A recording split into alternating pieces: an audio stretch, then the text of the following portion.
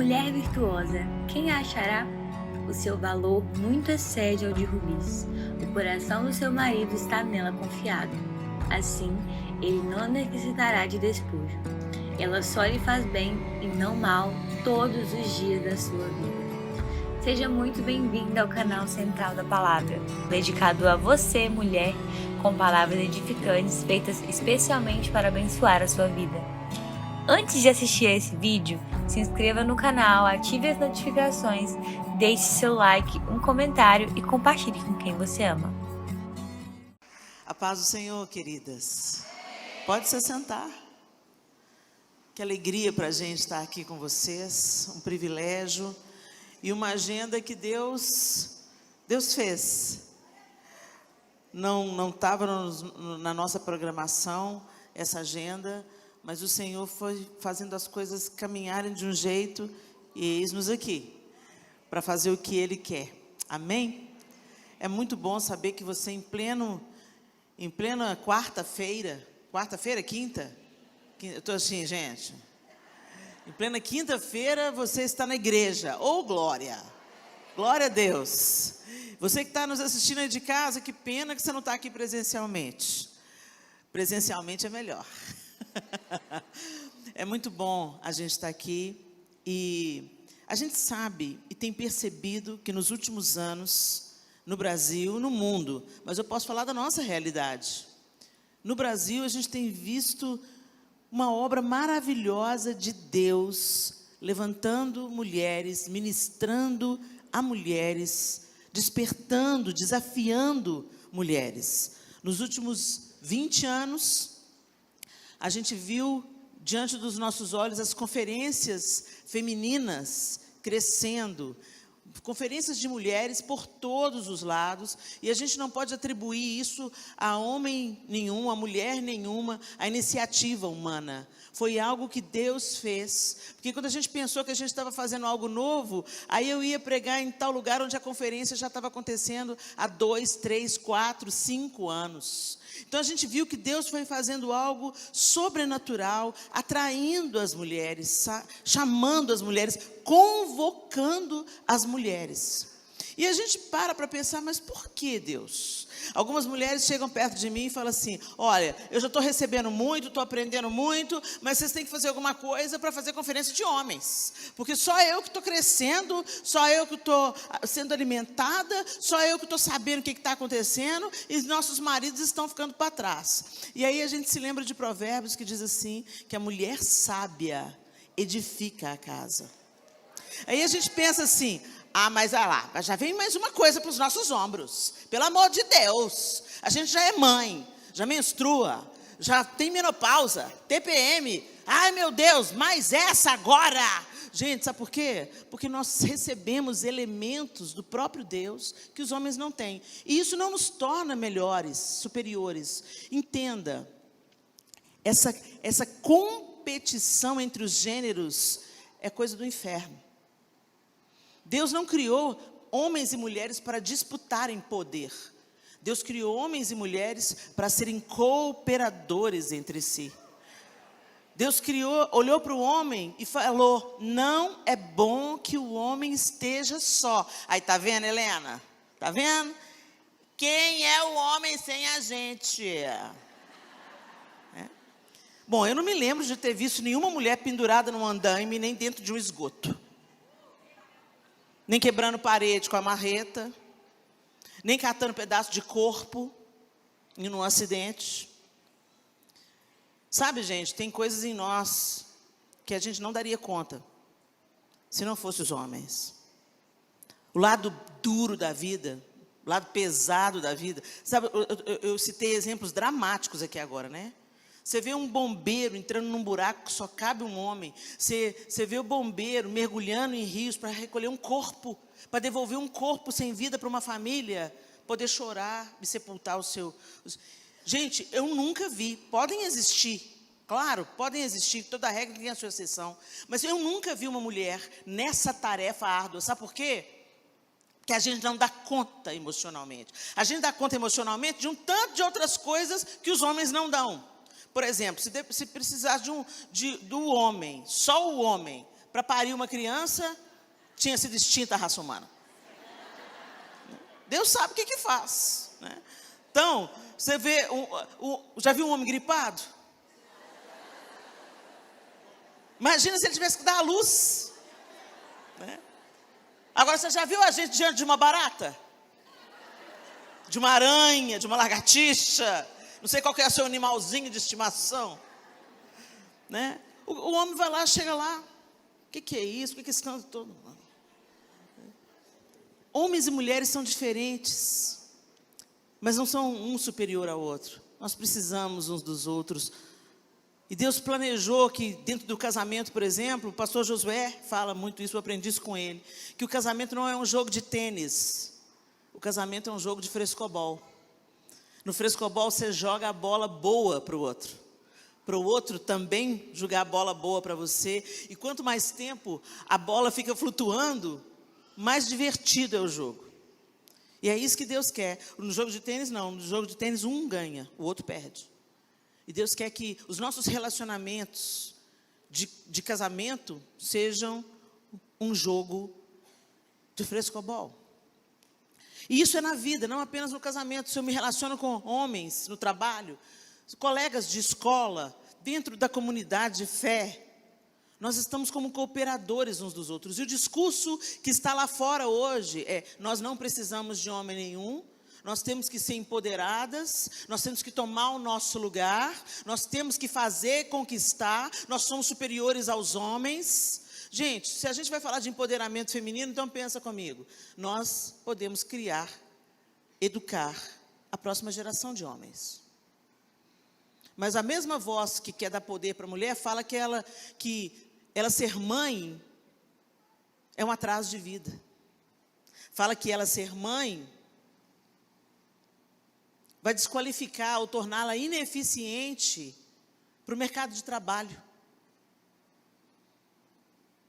A maior missão da mulher se tornou um fardo e o aborto uma opção. Assassinar um bebê é uma opção? Não é um bebê, é um embrião. Engraçado que esse embrião, ele sente o que você sente desde as primeiras semanas de vida. O que está acontecendo com o mundo? Quando você vê mulheres defendendo o assassinato de bebês, aquela que deveria ser a guardiã da vida, virou a defensora da morte. Então vamos voltar para o plano original e vamos olhar para a palavra de Deus. Para você que está aqui na igreja e acha que a gente está falando tudo uma balela, desculpa, mas a gente acredita na Bíblia. A gente acredita que existe um Deus.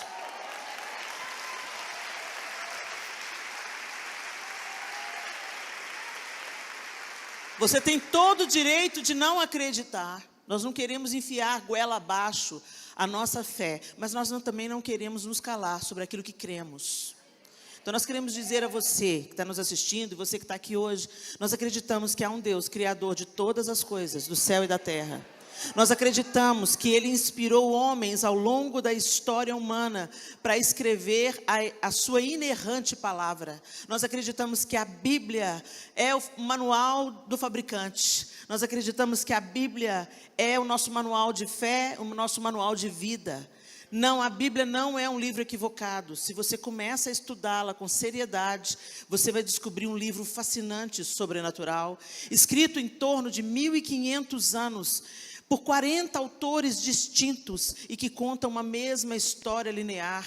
O Antigo Testamento profetiza, o Novo Testamento cumpre, de Gênesis a Apocalipse, sem fragmento. A Bíblia é a palavra de Deus. E é isso que nós acreditamos, e ela dirige os nossos dias, e nós não queremos ser apenas estudiosos e leitores da palavra de Deus, nós queremos estudar, ler e deixar que ela mude o nosso pensamento, e um novo pensamento gere em nós uma nova maneira de viver. Então eu quero dizer para você, não adianta você ser frequentador de uma comunidade de fé, não adianta você gostar do grupo social que é a igreja. A igreja é um lugar gostoso, e esse lugar especialmente, confortável, as cadeiras são confortáveis, as pessoas são agradáveis, você foi bem recebido, bem tratado, a música é agradabilíssima aos ouvidos, é tudo tão bom, tudo pensado para te dar conforto e foco, para que você absorva completamente o que está sendo dito aqui na frente, para que você seja consolada, encorajada, levantada, erguida, corrigida, porque isso tudo é o que a Bíblia faz com a gente. A Bíblia não fica só alisando e dizendo, Deus é amor, Deus é amor, Deus é amor. O amor também corrige, o amor também confronta, o amor também dá limites. Isso que estão chamando de amor não é amor, o amor que aceita tudo, o amor que não se compromete, o amor que não presta contas, o amor que só pensa em si mesmo, no seu próprio bem-estar. Isso não é amor. Porque eu amo o meu marido, eu presto contas a ele. Porque eu amo o meu marido, eu não me deito com outro homem. Porque eu amo o meu marido, eu sou leal à aliança que eu fiz com ele. Porque eu amo o meu marido, eu tenho responsabilidade. E porque eu amo os meus filhos, eu tenho responsabilidades. Porque eu amo os meus pais, eu tenho responsabilidade de honrá-los. O amor se compromete. O amor não aceita tudo. O amor perdoa tudo, o amor suporta tudo, mas não aceita tudo. Então a gente tem que entender, de onde você tirou isso? Da Bíblia. A palavra de Deus, a inerrante palavra de Deus me ensina isso. E aí nós cremos na Bíblia. E algumas pessoas começaram a dizer que a Bíblia não é toda a palavra de Deus, que só algumas coisas é a palavra de Deus. A gente não questiona a palavra de Deus, sabe por quê? Porque se a gente entende hoje que existe um Deus, nós ficamos sabendo isso pela Bíblia. Nós acreditamos que Jesus Cristo não é apenas um profeta ou um cara que fez diferença na história e marcou a história entre antes de Cristo e depois de Cristo. Ele não é apenas uma figura mítica ou política. Jesus Cristo é o Filho de Deus que encarnou para nos reconciliar com Deus, uma vez que o homem deu as costas para o seu Criador e começou a viver a vida à sua própria maneira. E é porque a gente escolheu viver a própria maneira que o mundo está no estado que está. Se todo mundo obedecesse a palavra de Deus, honrando, não mentindo, não cobiçando, não amando mais ao dinheiro do que amando as pessoas, a gente não estava no caos que a gente está. Nós estamos no caos em que estamos porque estamos inseridos em um contexto de queda. Porque embora Jesus Cristo tenha vindo, pagado o preço pela nossa vida, para nos ter de volta e nos reconciliar com Deus Pai, muitos continuam escolhendo dar as costas para o Criador, vivendo a sua própria maneira. Mas eu quero te dizer que ser frequentador de igreja não significa que você está perto de Deus. Deus te chama para um relacionamento com Ele 7 dias por semana, 24 horas por dia. E que a gente deixe a palavra de Deus entrar pelos ouvidos, cair no coração, entrar pela mente e gerar um novo comportamento. Helena, por que você está falando tudo isso? Porque nunca foi tão necessário cristianizar cristãos. Tem muita gente que fala que é cristão, que usa camiseta de cristão, que frequenta a igreja de cristãos, mas que não se parece em absolutamente nada com Jesus o Cristo. E o Senhor está nos chamando para o arrependimento, para o alinhamento com aquilo que Ele quer fazer.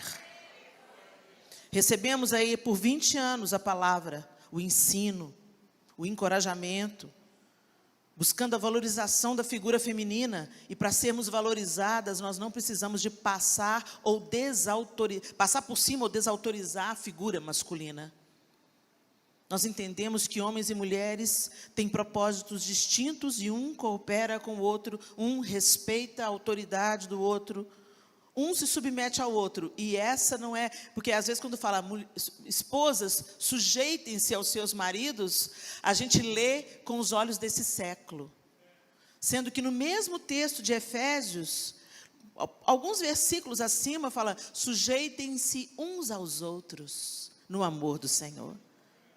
Submissão, sujeição é respeito ao outro. Respeitando a autoridade do outro, a posição do outro como filho de Deus. Não é um lugar de ser humilhado, de ser capacho, de ser abusado. Mas submissão é o lugar comum do crente, não é só da mulher, não, é do crente. Então nós, como mulheres cristãs, deveria ser uma coisa simples, a gente poder se submeter. Porque isso não tira nada de nós. Mas meu marido é abusivo. Então nós precisamos de educar o seu marido. Orar por ele. E eu não estou falando de abusivo, gente, de violência doméstica, não. Violência doméstica, polícia lida com isso. Entrou na violência doméstica, você chama a polícia, ok? Você chama a polícia para um marido abusivo verbalmente, aquele marido que te destrói, que te demole, ou aquele que bate. Isso nunca deveria ser falado numa igreja. Como não, Helena? Porque é inadmissível um cara que se diz cristão bater numa mulher. Por isso, daí a necessidade de nós cristianizarmos cristãos. Anunciar de novo o evangelho para quem diz que crê, que não tem nada a ver com a Bíblia.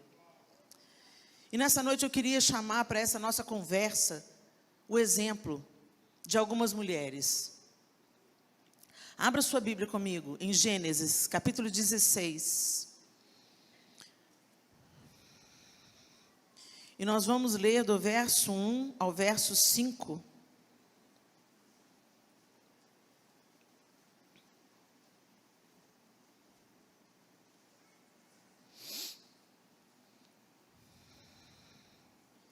Gênesis 16, 1 a 5 diz assim: Ora, Sarai, mulher de Abrão, não lhe dera nenhum filho. Como tinha uma serva egípcia chamada Agar, disse a Abraão: já que o Senhor me impediu de ter filhos, possua a minha serva, talvez eu possa formar família por meio dela. Abraão atendeu a proposta de Sarai. Quando isso aconteceu, já fazia 10 anos que Abrão, seu marido, vivia em Canaã. Foi nessa ocasião que Sarai, sua mulher, lhe entregou sua serva egípcia Agar. Ele possuiu Agar e ela engravidou. Quando se viu grávida, começou a olhar com desprezo para sua senhora. Então Sarai disse a Abrão: caia sobre você a afronta que venho sofrendo. Coloquei minha serva em seus braços, e agora que ela sabe que engravidou, despreza-me. Que o Senhor seja juiz entre mim e você.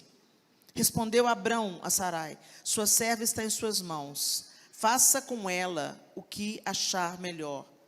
Então Sarai tanto maltratou Agar, que essa acabou fugindo. Aqui a gente está tendo o exemplo de uma mulher, Sara, uma mulher precipitada. Sara tinha uma promessa, Sarai tinha uma promessa. Que Deus faria de Abraão uma grande nação. E que Deus faria deles pais.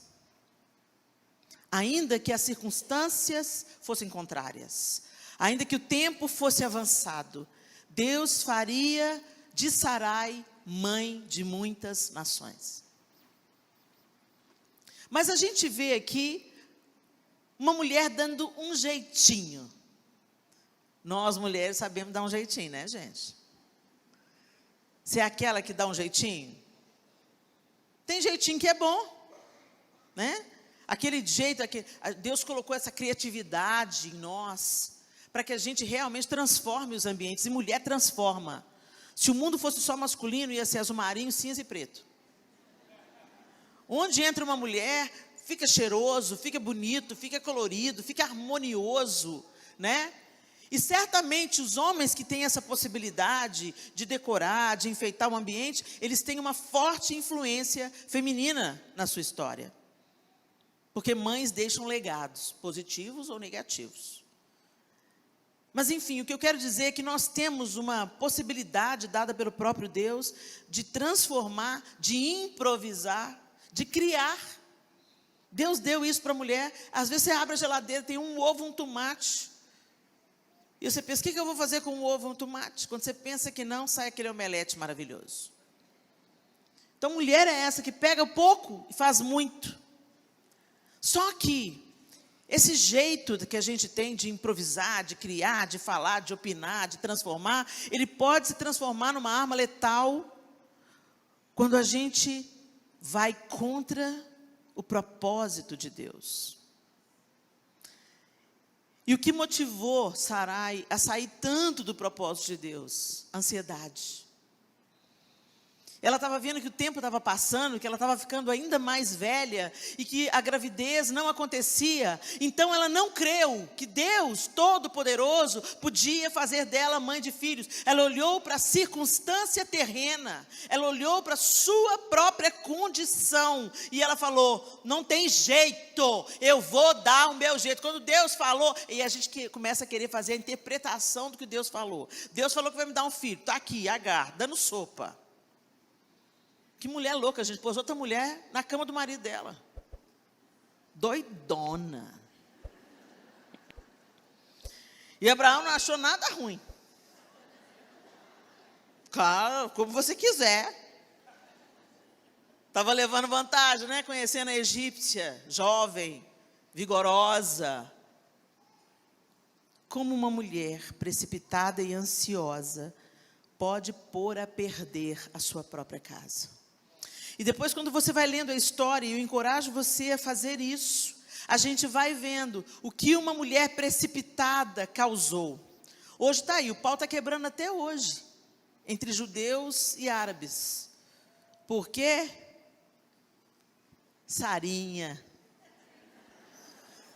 foi lá tentar dar um jeitinho, colocou a egípcia na cama de Abraão. E Deus não foge da sua promessa. Não era o filho da promessa, mas Deus também fez de Ismael uma grande nação. Porque Deus não é homem para que minta, nem filho de homem para que se arrependa. Mas nós podemos atrapalhar bastante a nossa jornada. Pausa para reflexão. O que a ansiedade, a precipitação já causou de dano na sua família? E Helena, você veio me incomodar? Você saiu lá de Belo Horizonte e veio me incomodar? Não vim te incomodar. Vim trazer a sua memória que pode te dar esperança. Vim te despertar. Vim te dizer: para, mulher, toma juízo nessa cabeça. Confia naquilo que Deus falou. Ele é fiel para cumprir. Para de querer desembolar a linha junto com Deus. Para de querer dar uma forcinha para Deus. Deus é Deus. E quando Ele fala, Ele faz. E se não está pronto ainda? Temos que aprender a esperar. Vamos conversar sobre outra mulher. Essa é diferente. Abre aí, 1 Samuel 25, a partir do verso 14. 1 Samuel 25,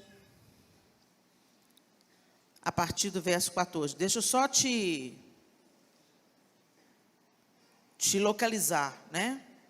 Porque senão você não vai entender muito bem a leitura, a história. E eu te encorajo também a estudar Abigail quando você chegar em casa.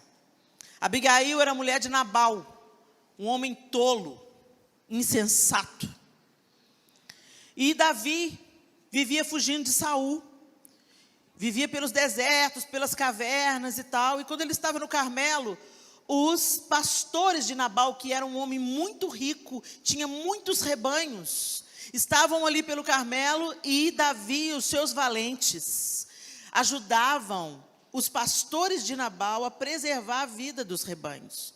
Então eles ajudavam a proteger aquele rebanho, para que nenhum animal feroz roubasse, comesse, desvirtuasse. E todo o tempo, os próprios pastores de Nabal diziam que os homens de Davi e Davi eram como um muro ao redor dos rebanhos de Nabal. E quando chegou a época da tosquia era uma época assim de muita fartura, fazia muita comida, muita festa. É como se fosse assim, o fechamento do ano, né? Então, a época da tosquia, o lucro vinha, né? A lã, e era uma festa. Então, tinha churrascão, muitas coisas boas para comer, e era realmente uma verdadeira festa. Davi ouviu dizer que a festa estava rolando na casa de Nabal e que tinha muita fartura, e eles viviam no deserto. Então, ele manda alguns representantes à casa de Nabal e fala: olha, se lembrem do tempo que nós ajudamos vocês a a preservar o seu rebanho. Agora que chegou a época da tosquia, que vocês estão celebrando, né, e colhendo o fruto do trabalho de vocês, se lembrem de nós e sejam benevolentes para conosco. Ou seja, o que ele estava pedindo? Comida.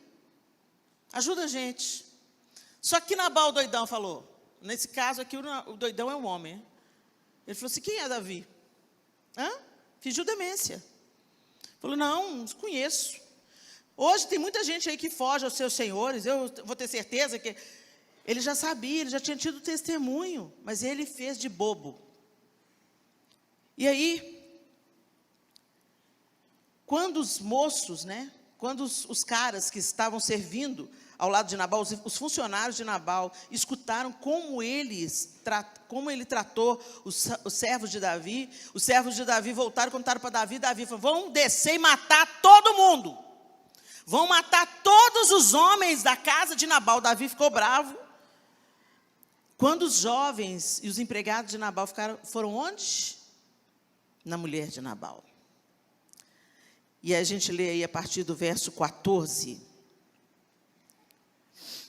1 Samuel 25, a partir do verso 14. Um dos servos disse a Abigail, mulher de Nabal, do deserto Davi enviou mensageiros para saudar o nosso Senhor, mas ele os insultou. No entanto, aqueles homens foram muito bons para conosco, não nos maltrataram, e durante todo o tempo em que estivemos com eles nos campos, nada perdemos. Dia e noite, eles eram como um muro ao nosso redor, durante todo o tempo em que estivemos com eles, cuidando de nossas ovelhas.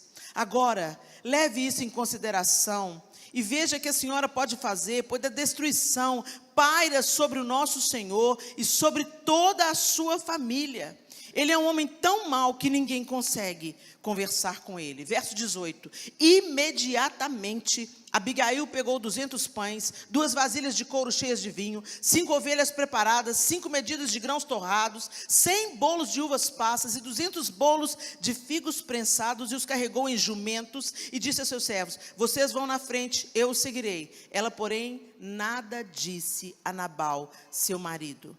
Enquanto ela ia montada num jumento, encoberta pela montanha, Davi e seus soldados estavam descendo em sua direção, e ela os encontrou. Davi tinha dito, de nada adiantou proteger os bens daquele homem no deserto, para que nada se perdesse. Ele me pagou o bem com o mal. Que Deus castigue Davi e o faça com muita severidade, caso até de manhã eu deixe vivo um só do sexo masculino, de todos os que pertencem a Nabal. Quando Abigail viu Davi, desceu depressa do jumento e prostrou-se perante Davi com o rosto em terra. Ela caiu a seus pés e disse, meu senhor, a culpa é toda minha. Por favor, permite que tua serva te fale. Ouve o que ela tem a dizer. Que contrário, que contraste. Uma querendo brincar de ser Deus. A outra ouviu o que tinha acontecido na sua casa. Ela podia ter ido lá e falar assim, ô Nabal, você está doido? Bateu a cabeça? Você conhece Davi? Está vindo aí Davi, 400 caras, vão tocar o terror, vão deixar nenhum homem vivo nessa casa. Porque era assim que as coisas eram resolvidas, gente. Mas ela foi lá tirar satisfação com o marido dela? Foi pôr a culpa nele? Porque ele era insensato. Ela já sabia disso, ela era casada com ele. O que ela fez? Fechou a boca. Pegou a comida, carregou os jumentos, mandou os empregados levar as comidas e foi atrás. E quando ela encontrou com Davi furioso, vindo para acabar com a casa dela, ela desce do jumento, se prostra e fala, Senhor, minha seja a culpa. Para mim é a versão feminina de Cristo no Antigo Testamento. Ela se coloca entre a fúria de Davi, livrando também a Davi de fazer uma insanidade movida pela raiva e não pela mão de Deus. E ela livra a sua própria casa da fúria de Davi. Porque ela começa a se humilhar diante de Davi. Ela fala assim, olha, quando os seus servos foram, eu não os vi, mas está aqui a comida. O que o Senhor te abençoe. O meu marido é tolo, não leve em conta o que ele disse. Que o Senhor te abençoe, que o Senhor te prospere. E ela começa a abrir a boca e a abençoar Davi. Ao contrário de Sarai. Sarai foi lá, fez a coisa errada e depois ela começa a reclamar com Abrão. Olha aí, o que aconteceu? Eu te amaldiçoo. Olha agora, minha serva está me ofendendo. Então, ao contrário, que dois contrapontos. Gente, essa aí foi a pisada de bola de Sarai. Ela foi uma mulher que Deus escolheu. Mas eu acho lindo a Bíblia por isso. Não põe pano quente nos defeitos. Lá na frente, você vai ver também expostos todos os defeitos de Davi. E isso está muito claro para que a gente veja que eram seres humanos como a gente. Então, se eles conseguiram vencer, a gente também consegue. Se Abigail conseguiu ser uma mulher sábia e fechar a boca diante do seu marido tolo, ou, né, vamos contextualizar, o seu chefe tolo, o seu professor tolo, o seu parente tolo, o seu pai que ainda não se converteu, tantas situações, fecha a boca, você não convence ninguém, você não é o Espírito Santo. E abre a boca com sabedoria. Essa é uma característica da mulher sábia, ela abre a boca com sabedoria. A mulher de Provérbios 31, quando ela fala, é para ouvir o que ela tem a dizer, porque ela abre a boca com sabedoria. E ela não fica transferindo responsabilidade, ela chama para si a responsabilidade para salvar a sua casa. Mas a gente não vive isso. A gente sempre fica transferindo a culpa para alguém. A culpa é do meu marido, a culpa é da minha mãe, a culpa é do meu pai. Eu passei o meu trauma, a culpa é do meu trauma de infância. A gente está sempre julgando. Para, você é mulher de Deus, você é filho de Deus. Seja lá o que foi que te aconteceu, você é nova criatura e pode viver de uma outra maneira. Para de pôr culpa no diabo, para de pôr culpa no passado, para de pôr culpa no seu abusador, para de pôr culpa, agora é uma nova história onde você está seguindo aquele que se humilhou, mas venceu, ressuscitou e irá voltar e reinar em um alto e sublime trono.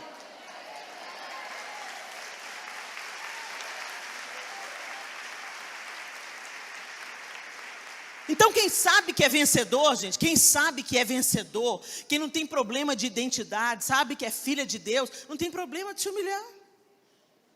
Não tem problema para pedir perdão, não tem problema para chamar a responsabilidade para si, não, eu vou resolver, não, minha seja a culpa. Por causa da sabedoria de Abigail, Davi olhou para ela, e o ódio de Davi foi aplacado. Você já ouviu falar no que a Bíblia diz em Provérbios, que diz, a palavra dura suscita a ira, mas a palavra branda desvia o furor. Então eu fico imaginando essa mulher sábia, dizendo com toda doçura, sabe qual que é a maior arma feminina? Desculpa a palavra, homens presentes. Poder feminino não é bunda de fora não, gente. Poder feminino não é decotão, não é música sensual, não. O que elas estão chamando de poder, na verdade, elas estão se colocando à venda. Poder feminino é docilidade. Quando entra uma mulher sábia e doce no ambiente, tudo se curva. É impressionante. E eu não estou falando da manipulação de Jezabel, não. Eu estou falando do poder do Espírito Santo que habita em você. Quando entra uma mulher cheia do Espírito Santo, as trevas recuam, a vida flui, o encorajamento acontece. Uma mulher cheia do Espírito Santo tempera tudo ao redor, cria filhos cheios do Espírito Santo. Por isso que a palavra de Deus diz, a tola com as próprias mãos a derruba. As nossas casas não são perfeitas não, gente. Eu tenho as minhas lutas, você tem as de vocês. Mas mesmo aqueles filhos que andam fora do Evangelho, o que eles falam sobre você? Isso é um bom relatório. O que eles falam sobre você? Lá em Provérbios 31 diz que os filhos e o marido da mulher sábia a elogiam. Então, às vezes, os filhos não estão nos caminhos do Senhor. estão fazendo suas escolhas equivocadas. Tem uns que só aprendem quebrando a cara, infelizmente. Você tenta proteger o filho de todas as formas, se educa no caminho que eles devem andar, mas eles se tornam adultos e tomam suas próprias decisões. Então você continua de joelho, porque você não é o Espírito Santo, lembra disso. Não adianta ficar... Você não convence ninguém, mas o Espírito convence. Então clama, chama, chora, profetiza, que a obra do Senhor será completa. Amém? Mas muitos filhos estão, inclusive, fora do Evangelho, porque vem uma dissonância da família, do pai e da mãe na igreja e do pai e da mãe dentro de casa. Na igreja, todo mundo espiritual. A paz do Senhor, irmão. Ou glória, ou bênção. Chega em casa, quem deixou essa louça aqui? Ô, seu parasita, não vou fritar o ovo para você, não. Quem é a gente dentro de casa, gente, é quem a gente é de verdade. É fácil a gente colocar a máscara social na igreja, a máscara social onde a gente quer ser amado, aceito, querido. Mas de dentro de casa não dá para a gente esconder. Então a máscara cai. E aí o que aparece quando a máscara social cai? Quem é você dentro de casa? Abigail era tão benquista dentro de casa, que os empregados, quando viram o que Nabal estava fazendo, eles foram, ô patrão, que isso, patrão? Davi vai passar o rodo na gente. Foi isso que eles falaram? Não. Foram em quem tinha cabeça boa. Então, Abigail tinha coerência. Ela era sábia e todo mundo que morava com ela sabia disso. Momento de reflexão. O que tem saído da sua boca dentro da sua casa?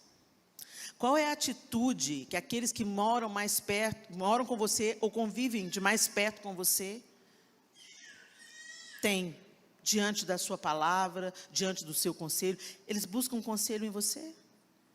Seus filhos, seu marido, seu pai, sua mãe, seus irmãos de sangue que moram na mesma casa que você, te chamam bem-aventurada? Minha irmã é uma bênção, minha mãe é uma bênção.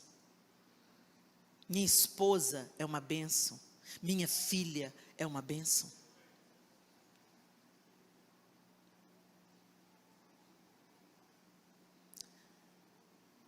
Eu não estou trazendo acusação para você, gente. Eu estou realmente trazendo despertamento. E aí, quando a gente...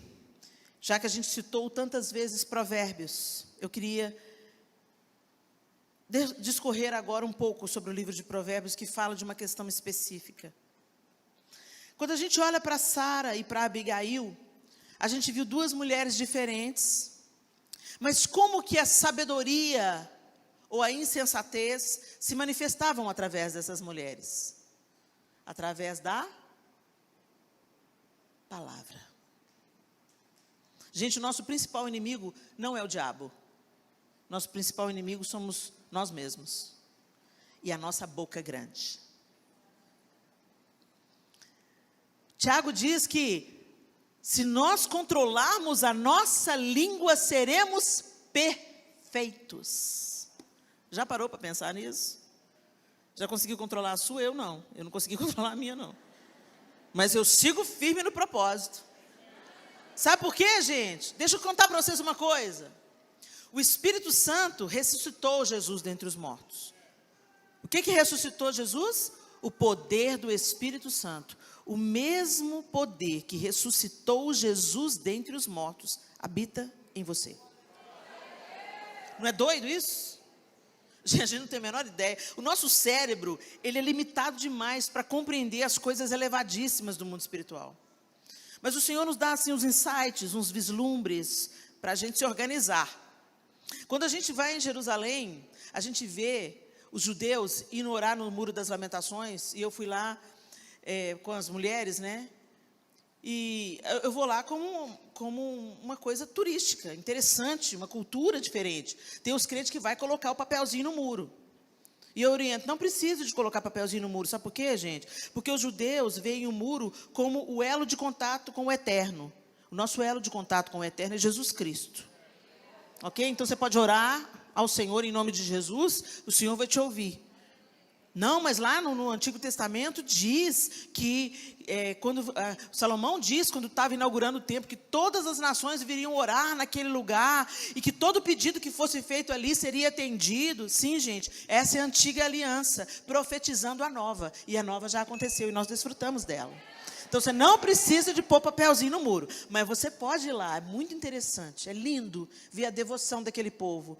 E você vai lá e aproveita e ora por eles. Ó Deus, tira esse povo, Senhor, do domínio da escravidão, da religiosidade, que eles vejam e conheçam o Messias de Deus, Jesus Cristo. Eu amo aquele povo, e eu oro por eles. E aí eu estava lá, né, beleza, fui lá, orei, você pode orar em qualquer lugar. Orei também, orei por eles, orei por mim, orei para os meninos, amém, glória a Deus, que legal. E eu olhando aquela devoção daquelas meninas, de todas as idades, adolescentes, menininhas, crianças, mulheres mais jovens, mães com os carrinhos de bebês, é lindo. Aí beleza, orei e tal, dei as costas para o muro e fui andando. Para que eu fiz isso? Eu não sei hebraico, mas eu fui xingada em hebraico, com certeza. Meu Deus, o que eu fiz? Umas 3 judias assim, me olhando, me fuzilando com o olho, apontava para o muro, meu Deus, o que eu fiz? O que eu fiz? Aí alguém falou comigo, que você deu as costas para o muro. Ué, é muro, gente? Para você é muro, Helena, para elas não. E aí eu fui observar, quando elas acabam de orar, elas não dão as costas para o muro. Só depois de não sei quantos passos é que elas viram e vão. Eu aprendi, uau, que reverência, que temor, o lugar sagrado. Hoje você é o lugar sagrado. O Espírito Santo habita em você, e você come qualquer coisa, conversa qualquer coisa, escuta qualquer coisa, coloca dentro dos seus olhos qualquer coisa. Nos falta reverência e consciência da presença do Espírito em nós. Se a gente tivesse a consciência da presença do Espírito em nós, nós descartaríamos da nossa vida os lixos que a gente coloca para dentro por todos os orifícios. E as coisas que saem da nossa boca, que são morte. E aqui o livro de Provérbios está falando, e a gente está com 2 exemplos diante de nós, Sarai e Abigail. Uma mulher falando bobagem, sugerindo coisas erradas, precipitada, amaldiçoando o marido por aquilo que ela mesma sugeriu ele fazer. E aí a gente vê a outra mulher, que o marido é tolo, e ela se coloca como intercessora. Ela interrompe o ciclo de violência, ela entra no meio da briga de 2 cachorros grandes, e fala, minha seja a culpa. E ela começa a abençoar com as palavras. Depois eu encorajo que vocês leiam o texto todo. As palavras que ela diz para Davi são maravilhosas. Aí o que Deus faz? Só para te dar o spoiler do final da história. Mata Nabal, Davi fica sabendo, manda buscar Abigail e casa com ela.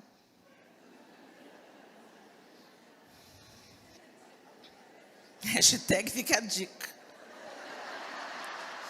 Alguém fala para os homens para deixar de ser Nabal. Pelo amor de Deus. Ou seja, se deixa Deus se favorecer, não se meta a dar um jeito. Você vê, Abigail estava casada com um homem tolo. E Sarai estava casada com um homem justo, bom, amigo de Deus. Como é que uma mulher estraga, ou como uma mulher é resgatada, né? Deus interferiu na história. Abigail, vou te livrar desse aí. A Bíblia diz que ele feriu Nabal. Nabal, quando ouviu Abigail contando daquilo que ela... Primeiro, quando ela voltou, ele estava na cachaçada. Escornado. Ela esperou ele melhorar da cachaçada. Você sabe o que aconteceu, querido? Davi vinha aqui matar todo mundo. Por causa daquela palavra que você deu para os servos dele, tá? Mas está tudo bem agora. Ele levou um susto. Deve ter tido um piripaque no coração. Em 10 dias ele morreu. E aí Davi não é bobo nem nada. Bonita e sábia. Davi não era fácil, né? Ainda tem gente que fala que ele era do outro lado, né? Não, gente. Quem fala isso não leu a Bíblia. O problema de Davi era outro. Podia ver um rabo de saio. E aí a gente está com esses 2 exemplos dessas 2 mulheres. E Provérbios 18, 20 diz assim. Provérbios 18, 20 e 21. Do fruto da boca de cada um se fartará o seu ventre, dos renovos dos seus lábios ficará satisfeito. A morte e a vida estão no poder da língua, e aquele que a ama comerá do seu fruto. A gente pensa muito na lei da semeadura, na hora dos dízimos e ofertas. Todo mundo vem alegrinho. Você vê, porque você sabe que você vai colher. Quem vive a realidade, né? Nós não temos nada, Deus nos dá tudo. E a gente devolve 10% para Deus através dos dízimos, e quanto você quiser através das ofertas. E a gente prova da bondade, misericórdia e fidelidade de Deus quando a gente é fiel nisso. Porque Deus precisa do nosso dinheiro, gente? Não. A casa, a estrutura que nós estamos aqui precisa. Porque, isso, sabe, telão, microfone, a passagem lá de avião para me trazer para cá, não brotou no chão, né, gente? O pessoal fazendo, de graça receber, de graça dai. Não, a palavra a gente está dando de graça, mas banco, luz, água, telefone, LED, isso nada de graça. Então, a gente sabe, quem filho obediente, obedece, colhe das bênçãos, e a gente vê claramente que Deus, a gente nunca vai poder superar Deus em dar. Ele sempre é mais que abundante. E Deus provê isso para que a gente não se torne servo de mamon. Enquanto você aprende que parte do que você ganha, parte é para o seu sustento, para a manutenção da sua casa e até para a realização dos seus sonhos, mas parte não pertence a você, passa por você para abençoar outra pessoa. O cristianismo não tem egoísmo. A gente não constrói só para a gente não quer ganhar só para a gente compartilha generosamente amor, bondade, tempo e dinheiro. Tudo que o Senhor tem nos dado. E a gente faz isso com tranquilidade e alegria. Aí a gente lembra da lei da semeadura, da promessa do Senhor, o que o homem semear, isso também colherá. Quanto mais sapato eu dou de presente, mais sapato eu ganho. Quanto mais a roupa eu dou de presente, mais roupa eu ganho. Eu dou perfume de presente, eu ganho perfume. Eu oferto dinheiro, recebo dinheiro. É uma coisa impressionante, implacável a lei da semeadura. E ela não é só sobre aqueles que creem, não, tá, gente? Tem um tanto de empresário bem-sucedido, que parte do ser bem-sucedido é porque eles investem em instituições de crianças carentes, eles investem no próximo, e a lei do retorno é certa. É igual a lei da gravidade. Mas a gente não lembra disso quando a gente fala uma palavra. Se a gente ficasse mais caladinho, ou se a gente profetizasse vida. A gente não lembra que palavras são sementes poderosas, e o poder da vida e da morte está na nossa boca. Muita coisa não está dando certo na sua vida, porque você profetiza o mal. Isso não vai dar certo, isso não vai dar certo, isso não vai dar certo, não vai. Fulano, presta para nada. Fulano, não tem jeito não. Eu aprendi uma coisa com o Edmé Williams. Tudo que você fala e chora em cima, nasce. Então aquela mãe que está lá, angustiada, o filho está na droga, e ela fica, oh Deus, fulano está perdido, Senhor. Fulano está na droga, Senhor. Oh, Senhor, faz alguma coisa, Senhor. Ela fala, muda o disco. Pode chorar, mas aí você chora com as palavras certas, sobre as palavras certas. Senhor, eu sei que o Senhor vai resgatar o fulano, Senhor. Eu creio no teu poder, ó Deus, mesmo quando eu não vejo, Senhor. O Senhor é maravilhoso, está ouvindo a minha súplica, Senhor. Chora em cima que vai dar.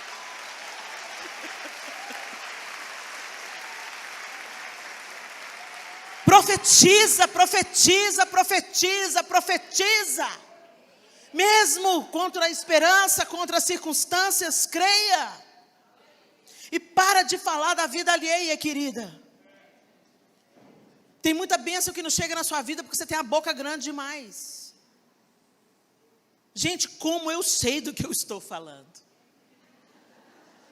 Eu gostaria de não ter tanta experiência no assunto. Mas coisas que eu critiquei na vida dos outros, eu estou vivendo. Porque pode demorar, mas a colheita chega.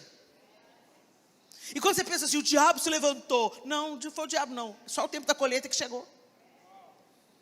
Você plantou maledicência, fofoca, espalhou a nudez, expôs a nudez do seu irmão. Ficou sabendo? Ficou sabendo da fulana? Não, bafão. Pois é, amanhã o bafão chega na sua casa. Cuida da sua vida. Sabe por quê, gente? Nosso telhado é de vidro. Nós somos tudo do mesmo material, tudo gente. A gente não escolhe pelo outro. Fulano adulterou. Amanhã seu marido pula cerca. Fica caladinha para Jesus te dar vitória. Porque o que nós acabamos de ler? Do fruto das nossas palavras nós vamos comer. Então abençoa, encoraja, levanta, incentiva, consola, profetiza. Outro texto de Provérbios, diz, Provérbios 31, 26, falando da mulher sábia: abre a sua boca com sabedoria, e a lei da beneficência está na sua língua. Ela fala o que é bom, ela fala o que tempera, ela fala o que muda o ambiente, ela fala com boas ideias, ela fala com sugestões, ela transborda a vida. Provérbios 26, 28, a língua falsa odeia aos que ela fere, e a boca lisonjeira provoca a ruína. Aí eu estou falando de duas coisas diferentes aqui. Provérbio está falando que a boca lisonjeira provoca a ruína. Uma coisa é você levantar e encorajar, outra coisa é você babar ovo. Outra coisa é você ficar assim, bajulando. Ai, você é uma mulher de Deus. Deus te usa tanto, Helena. E por trás fala assim, você viu aquela Helena? Nossa, minha mulher grossa. Jesus abomina a hipocrisia. Se você não gosta da pessoa, fica caladinho. Vai orar para Deus libertar o seu coração. Mas não seja uma coisa, finge que é uma coisa e é outra não. Que o Senhor está vendo e o diabo também está assistindo. E ele sabe claramente quem é que está do lado dele. Palavra lisonjeira, o bajulador é aquele que lambe o chão que você pisa, para que você caia. Então, cuidado com as lisonjas. Você sabe quando é um testemunho, um encorajamento. Mas sabe aquela pessoa que só fica, sabe, te elogiando, te enchendo o ego? Cuidado com essa pessoa. Ela pode não ter consciência, mas ela está sendo um instrumento do diabo.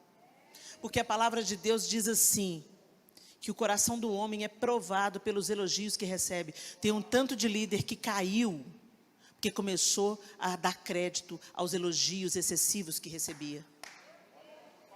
Tudo que passa por mim é bom, eu estou te abençoando, é de Deus. Tudo de ruim é meu mesmo.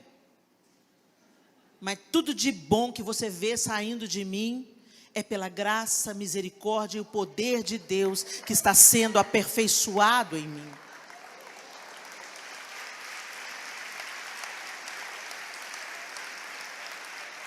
O Espírito Santo de Deus nos empodera a viver uma vida nova e diferente. E como eu estava dizendo, eu ainda não estou pronta. Eu ainda tropeço nas minhas palavras. Mas eu estou sendo forjada à semelhança de Cristo. De fé em fé, de glória em glória. Até aquele dia que eu vou estar diante dele face a face. E quando eu olhar para ele, eu serei como ele é. É o que a Bíblia diz. Que hoje nós o vemos como um espelho. E o espelho que o apóstolo Paulo fala, não é o espelho que a gente vê hoje, que a imagem é límpida, né?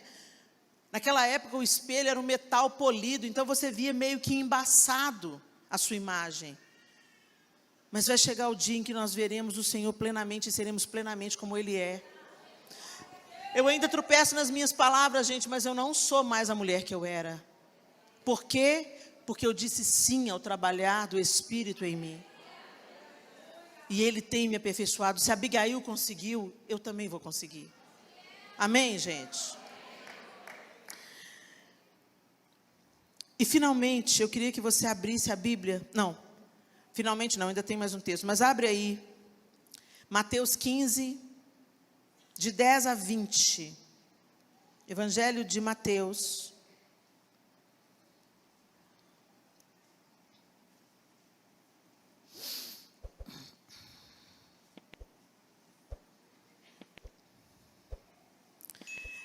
A partir do verso 10, o texto diz assim: Jesus chamou para junto de si a multidão e disse: ouçam e entendam.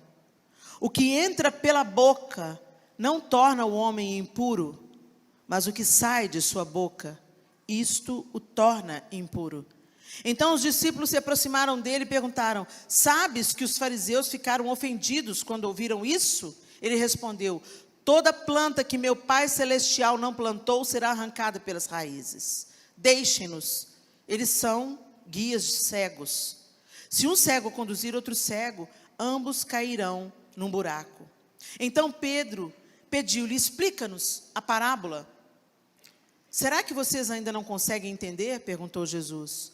Não percebem que o que entra pela boca vai para o estômago e mais tarde é expelido? Mas as coisas que saem da boca vêm do coração, e são essas que tornam o homem impuro. Pois do coração saem os maus pensamentos, os homicídios, os adultérios, as imoralidades sexuais, os roubos, os falsos testemunhos e as calúnias. Essas coisas tornam o homem impuro, mas o comer sem lavar as mãos não torna o homem impuro. Escuta o que Jesus está dizendo. Que o que nos contamina não é o que a gente come, porque ele está dizendo isso diante de um contexto judeu. Todos eles eram judeus, Jesus era judeu, os discípulos eram judeus, e o hábito de lavar as mãos, porque se você come sem lavar as mãos, você está se tornando impuro. E Jesus está dizendo: a impureza não é o que entra vai para o estômago, depois é expelido pelo corpo. A impureza é o que sai, o que te mata de fato, o que te mata eternamente. É o que sai. Por quê? Porque vem do coração. Então, a boca fala do que está cheio o coração. Pausa para reflexão. Como é que está o seu coração? Não sei, Helena, é só você pensar nas suas palavras. O que você conversa com suas amigas? O que você diz quando você não está no contexto de igreja? O que você diz quando não tem nenhum outro crente perto? É o raio-x do nosso coração.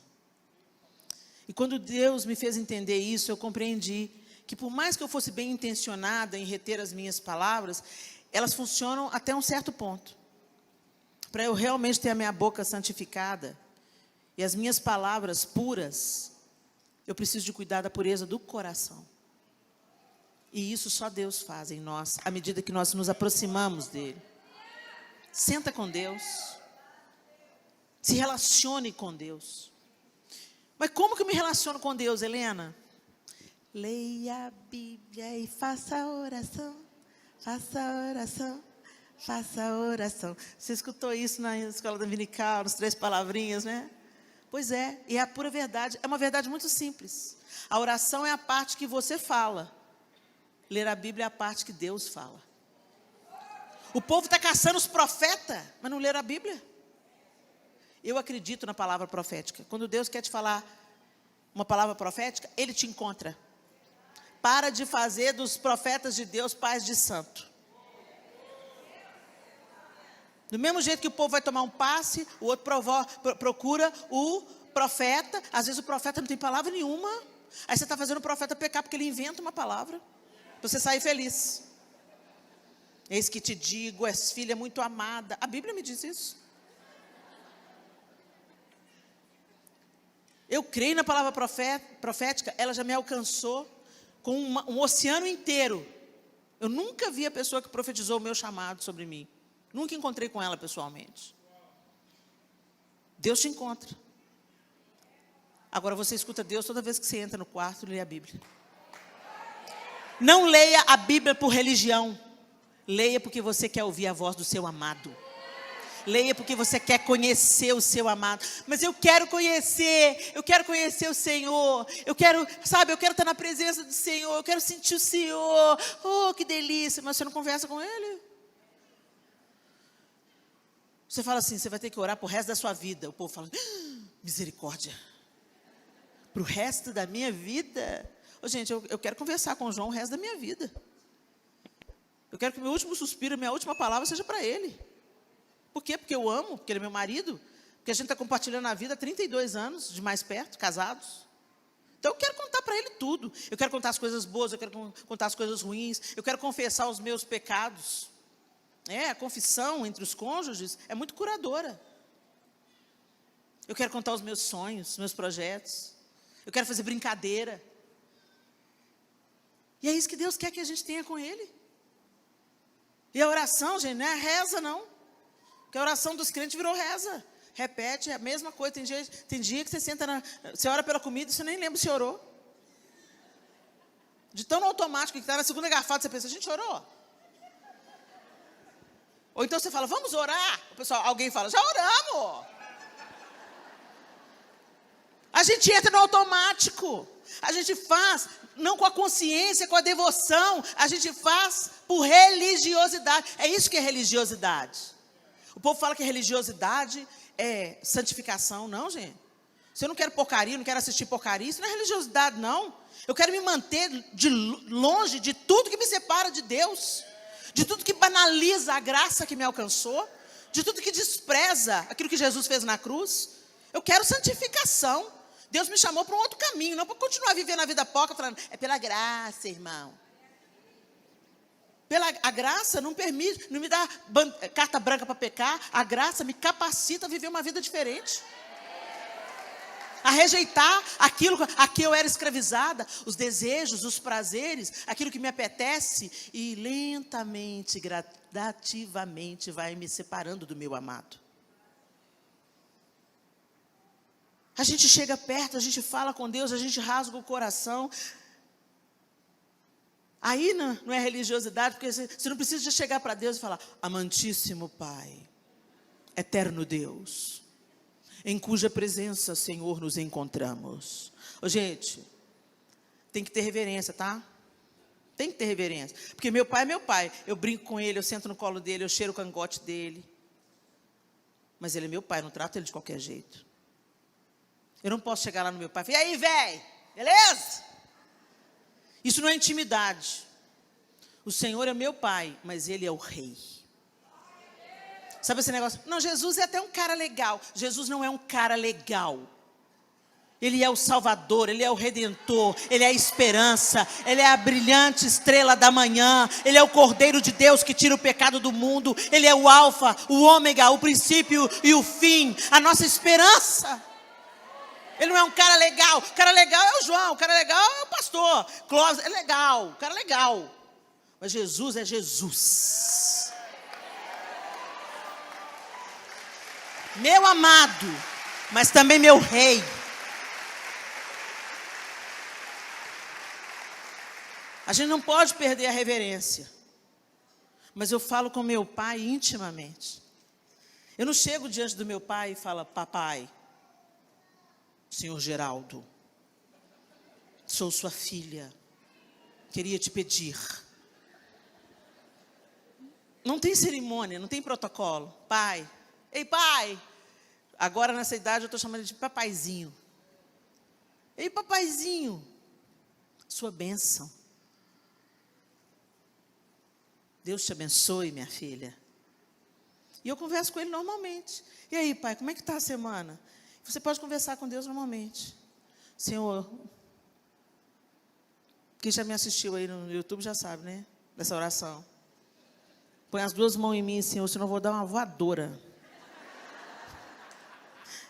Tem misericórdia de mim, Senhor, me ajuda aqui, porque meu coração está ficando peludo. Sabe? Senhor, me perdoa, hoje minha fé está tão fraca. A incredulidade está rondando meu coração. Eu preciso que o Senhor venha aqui, Jesus, e me enche com a sua esperança. Sabe, gente, rasga o coração, para de melodrama com Deus, porque Deus já sabe a sua oração antes dela sair da sua boca. Mas Ele quer que ela saia da sua boca, porque isso mostra a sua iniciativa de ter um relacionamento com Ele. E aí você fala, você chora, você conta para Ele. Para Ele você pode contar, Senhor, sabe o fulano? Pois é, Deus, está duro aguentar o fulano.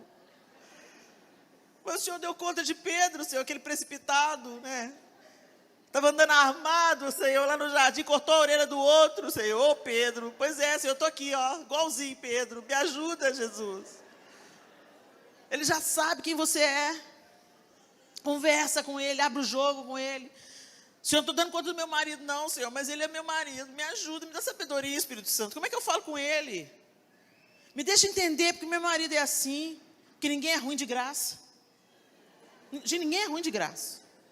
Tem uma história por trás de cada um de nós. Nós somos o fruto da nossa história. Por isso que a gente tem que ter uma história com Deus, que transforma todos os nossos dias. E finalmente eu queria que você abrisse o último texto dessa noite. Desculpa, gente, eu me avancei no horário, eu me empolgo. Eu me empolgo quando eu falo a palavra de Deus. Efésios capítulo 5.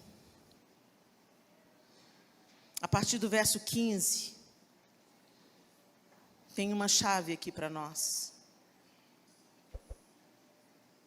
Efésios 5, a partir do verso 15, diz assim: tenham cuidado com a maneira como vocês vivem, que não seja como insensatos, mas como sábios, aproveitando ao máximo cada oportunidade, porque os dias são maus. Portanto, não sejam insensatos, mas procurem compreender qual é a vontade de Deus.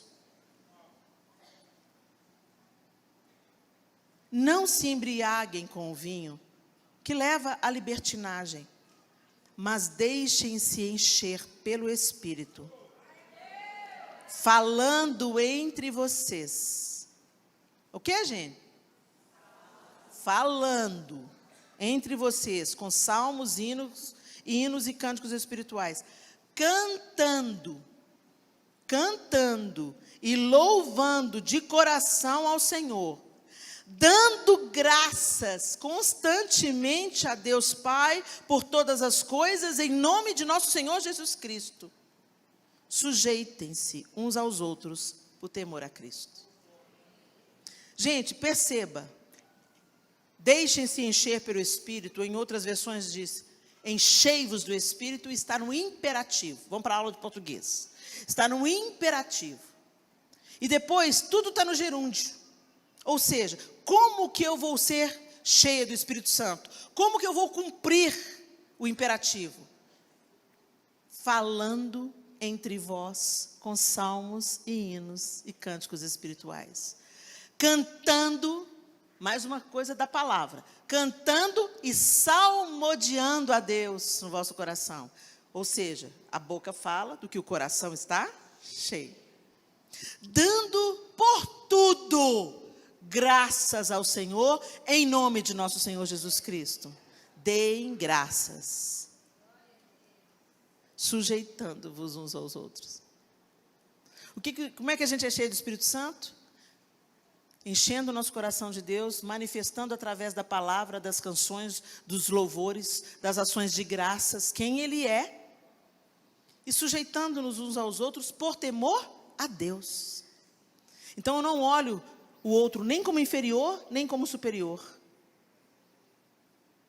Ou melhor, como superior. Porque a palavra de Deus diz assim: considerai os outros superiores a vós mesmos. Isso fala de um espírito humilde. O outro pode não ter o seu diploma, mas ele sabe uma coisa que você não sabe. Ele tem uma vivência que você não tem. Então sempre temos o que aprender uns com os outros. E é por isso que a Bíblia fala, sujeitando-vos, porque o próprio Cristo se sujeitou. Então, como nós, como seus seguidores, temos dificuldade de nos sujeitar, o espírito da rebelião vem de Satanás. Enchei-vos do Espírito, falando, cantando, salmodiando, dando graças e sujeitando-nos. Feche os seus olhos. Palavra para reflexão. Você é cheia do Espírito? Você tem buscado se encher do Espírito Santo?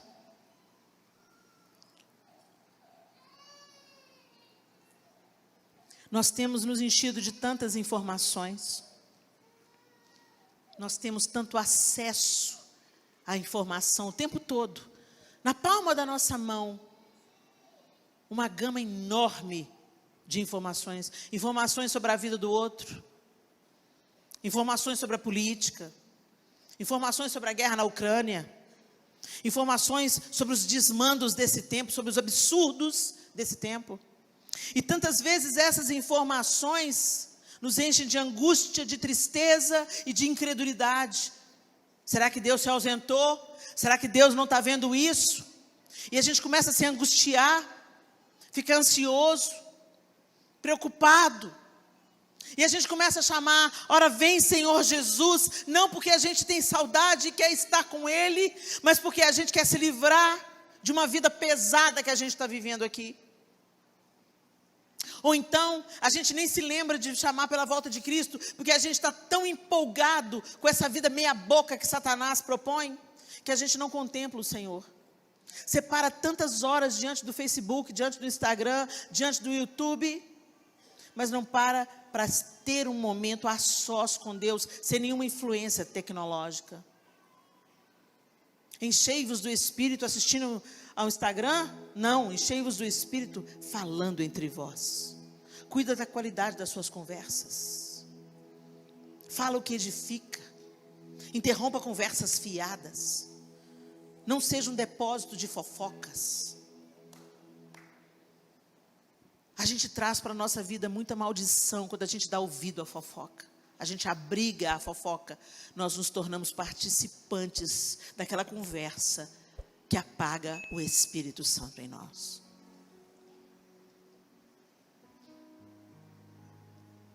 Falando entre vós com salmos, cânticos e hinos espirituais. Conta testemunho. Conta o que você aprendeu. Fala sobre a Bíblia. Fala o que você aprendeu no quarto, na sua intimidade com Deus. Orem juntos. Partilhem histórias para que haja cura. Escute confissão, acolha a confissão. Tem gente que pode ser impedido de suicidar se você só abrigar com seus ouvidos, acolher com seus ouvidos. Escuta sem julgar, escuta sem acusar, escuta! Escuta com os ouvidos de Cristo. Escuta. Falando entre vós, quem um fala, o outro escuta, um fala e o outro escuta. Cantando e salmodiando. Vocês já leram os salmos? Os salmos ou são declarações do poder de Deus, ou são pedidos de socorro para o poder de Deus. O salmista, ou ele proclama quem Deus é, ou ele está falando, Senhor, socorre-me. O Senhor é meu pastor, nada me faltará. Ele está declarando o poder do Senhor. Então, que a gente passe a ser salmista no nosso coração. Que a gente se lembre dos feitos do Senhor para conosco. E que no dia mau, no dia da tribulação, que você fala, socorre-me, Senhor. Eleva os meus olhos para os montes. De onde me virá o socorro? O meu socorro vem do Senhor, que fez os céus e a terra. Porque estás abatida, ó minha alma. Espere em Deus, pois ainda o louvarei. A Ele o meu auxílio e Deus meu. Salmodiando a Deus no vosso coração. Dando graças. Jesus, todas as vezes que Ele manifestou seus milagres, quando Ele foi ressuscitar Lázaro, Ele não falou, ó Senhor, eu te peço que o Senhor agora ressuscite Lázaro, que quebra as amarras da morte. Não, Ele falou, Senhor, eu te dou graças. Eu te dou graças porque o Senhor está fazendo isso. E aí Ele já deu a ordem, Lázaro, sai para fora. Quando Ele foi multiplicar os pães e peixes, você pode conferir na Bíblia, Ele falou, Senhor, eu vou dar 3 pulinhos, e o Senhor vai multiplicar esses peixes. Não, Ele falou, Senhor, eu te dou graças por isso que eu já tenho nas minhas mãos. Dei graças. Eu quero fazer a vontade de Deus. Eu quero fazer a vontade de Deus. O apóstolo Paulo falou muito claramente, em tudo dai graças, porque esta é a vontade de Deus para convosco. E Deus não quer que você dê graças porque Ele tem problema de autoestima e precisa ser lembrado que você é agradecido a Ele. Ele quer te dar graças porque quando você dá graças, você reconhece o poder de Deus na sua vida. Você está dizendo, se está bom, o Senhor está aqui. Se está ruim, o Senhor está aqui. Se eu estou podendo fazer, o Senhor está aqui. Se eu não estou podendo fazer, o Senhor está aqui. O Senhor sabe porque eu tenho dono, eu sou sua. E se eu estou passando por isso, vamos embora lá, Senhor. É lição, vamos embora aprender.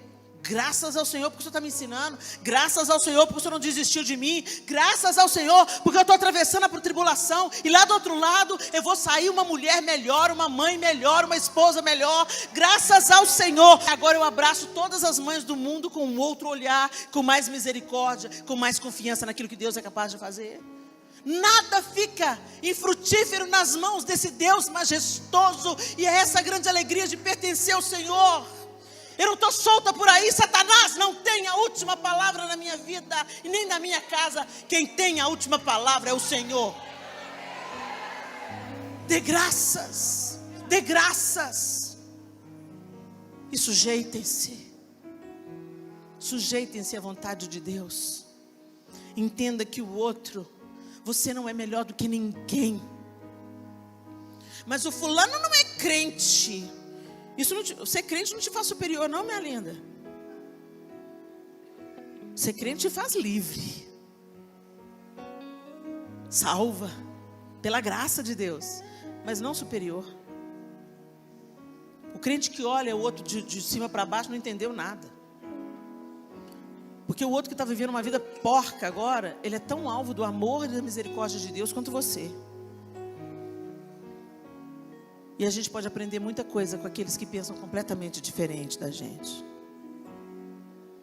Isso é humildade. Senhor, nós te bendizemos por essa noite. Nós agradecemos pela tua graça e misericórdia renovada sobre nós todos os dias. E nós queremos, contemplando o Senhor através da tua palavra, através dos exemplos de Sarai, Abigail, através da exortação dos provérbios, através do evangelho de Jesus Cristo e das suas palavras descritas no evangelho de Mateus, as palavras do próprio Jesus. Queremos acolher o ensinamento do apóstolo Paulo à igreja em Éfeso. Que a tua palavra se torne viva na nossa vida. E que nós sejamos contados com aqueles que, escutando e colocam em prática, são comparados com o homem que constrói a sua casa sobre a rocha. No dia mau, nós ficaremos de pé, porque obedecemos a tua palavra. Nós não queremos ser, Deus, como um homem tolo, que constrói a sua casa sobre a areia. Escuta, não coloca em prática, continua levando a vida do jeito que está levando. E o final é a ruína. Muitos não permanecem, porque estão dentro da tua casa, ouvindo a tua palavra, mas não colocam absolutamente nada em prática. Que o teu Espírito Santo nos ajude, nos encoraje, nos transforme de dentro para fora. E que Jesus Cristo, o teu caráter, seja forjado em nós, pelo poder do Espírito Santo, dia após dia. Porque nós queremos viver a plenitude e a abundância da vida que o Senhor conquistou para nós. Em nome de Jesus. Amém e amém. Deus abençoe vocês, queridas.